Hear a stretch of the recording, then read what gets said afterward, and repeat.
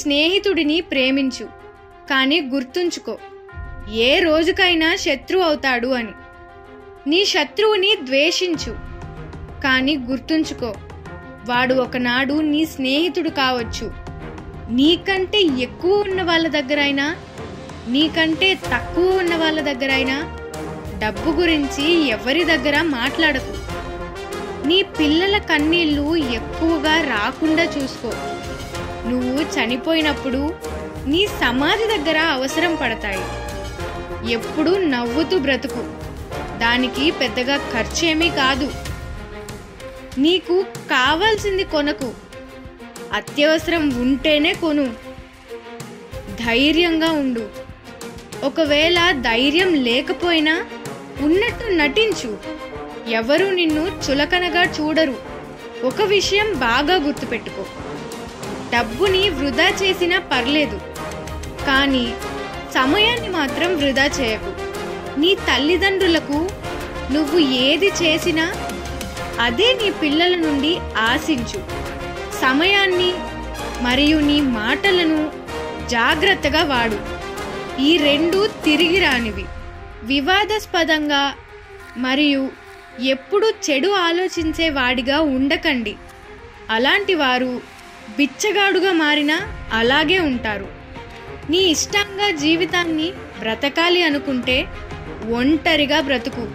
అపరిచితులు ఉన్నప్పుడు మీ భార్యతో గొడవ పడకండి, అది మీ సంసారాన్ని వీధిలో పడేస్తుంది. పేదరికం అనేది డబ్బులు బాగా ఖర్చు పెడితే వచ్చేది కాదు, నీ కోరికలను అదుపులో పెట్టకపోతే వచ్చేది. మంచి వివాహ జీవితం అనేది 2 విషయాల మీద ఆధారపడి ఉంటుంది. 1, సరైన వారు నీకు దొరికినప్పుడు. 2, నువ్వు సరిగా ఉన్నప్పుడు. ముసలి వాళ్ళని చూసి నవ్వకు. నువ్వు కూడా ఆ వయసుకి వస్తావు అని మర్చిపోకు.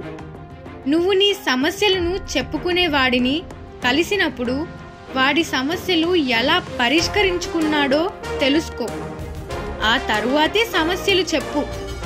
నిన్ను నువ్వు పలుచుగా మార్చుకోకు. చేయను అని వేగంగా మరియు గౌరవంగా చెప్పు. నీలాగే నువ్వు బ్రతుకు. అలా వీలు కాకపోతే కొన్ని రోజులు ఓపిక పట్టు అలా బ్రతకడానికి. నువ్వొక జోక్ చెప్పేప్పుడు జాగ్రత్తగా చెప్పు. నిన్ను అపార్థం చేసుకునే అవకాశం ఉంది. నీకు ఎంత కావాలో నీకు తెలియకపోవచ్చు, కానీ నీ దగ్గర ఎంత ఎక్కువ ఉంటే అంతగా జనాలు నీ చుట్టూ ఉంటారు. ఎవరి కష్టాలైనా వినాలి అనుకుంటే నీకు ఓపిక చాలా ఉండాలి. మీ ప్రతిష్టను చాలా జాగ్రత్తగా చూసుకోండి, అదే మీ విలువైన ఆస్తి. రోగి తనకున్న రోగాన్ని డాక్టర్ ముందు దాచకూడదు. పేదవాడు తన పేదరికాన్ని తన స్నేహితుల మధ్య దాచకూడదు. నీ ఇంటి పక్కన వాడితో చక్కగా ఉండు, లేకపోతే రోజు ఒక మినీ సైజు యుద్ధం చేయాలి ప్రతిదానికి. ఏదైనా పని చేయడానికి ముందు ఎవరితో దాని గురించి చెప్పకు. అది ఫెయిల్ అయితే జనాలు అందరూ నిన్ను చూసి నవ్వుతారు.